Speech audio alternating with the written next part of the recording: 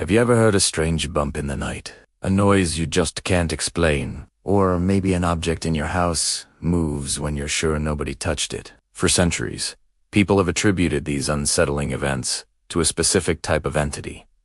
The poltergeist. The word itself comes from German, meaning noisy ghost, and that's exactly what they're known for. Unlike the silent, spectral figures we often imagine, poltergeists are all about making their presence known. We're talking about loud bangs, objects flying across the room, furniture toppling over, and doors slamming shut on their own. Some accounts even describe more personal attacks, like pinching, biting, or tripping people. And it doesn't stop there. Reports sometimes include strange, foul smells, spontaneous fires, or lights flickering on and off without any logical explanation. These phenomena aren't confined to one small part of the world.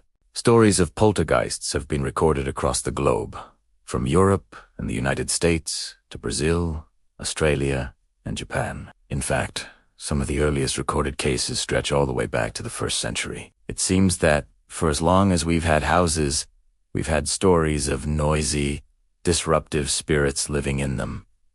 But what's really going on here? Is it truly a ghost causing all this chaos? Or is there something else at play? Well, when you start to dig into the evidence, a very different picture emerges. Skeptics have long pointed out that many so-called poltergeist hauntings are simply the work of clever tricksters, often young people, trying to fool gullible adults.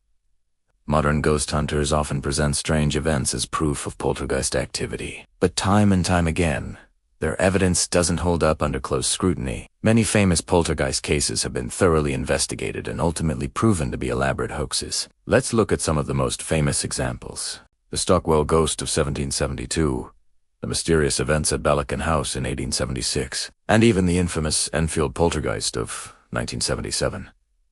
In the Enfield case, which became a media sensation, even paranormal investigators like John Beloff and Anita Gregory concluded that the children involved were simply playing tricks. They were caught on camera faking events, yet the story of a genuine haunting persists to this day. Then there is the Columbus poltergeist case of 1984. A woman claimed her house was plagued by a violent entity, but when investigators set up cameras, they captured her on film, clear as day, throwing objects and shaking furniture herself, then acting surprised for the camera. The poltergeist was nothing more than a hoax. This leads us to a fascinating theory proposed by psychical researcher Frank Podmore over a century ago. A called it the naughty little girl theory. After studying numerous cases, he noticed a recurring pattern.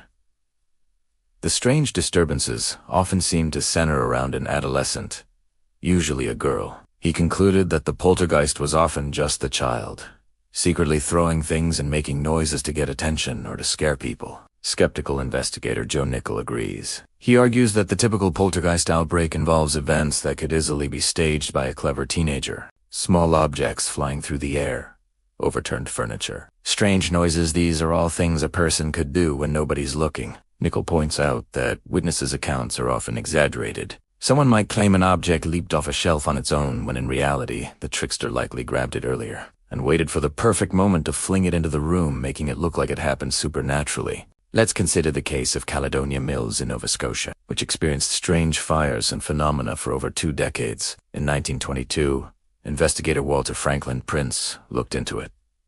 He didn't find a ghost. Instead, he concluded that the events were caused by a young woman in the house who was in a psychological state of dissociation, meaning she was doing these things without being fully conscious of her actions. This brings us to the psychological side of things. It's not always about deliberate trickery. Sometimes the explanation is even more complex and lies within the human mind. The researcher Nandor Photo, for instance, investigated the Thornton Heath poltergeist claim in 1938.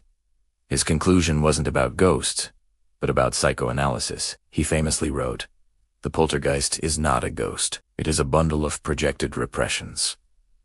In his view, the person at the center of the activity, often a troubled adolescent, was unconsciously releasing their inner turmoil and stress into the physical environment. The emotional energy was so strong, he believed, it was causing physical effects. This idea of the mind affecting the physical world is a fascinating one. The famous psychoanalyst Carl Jung was also deeply interested in poltergeists.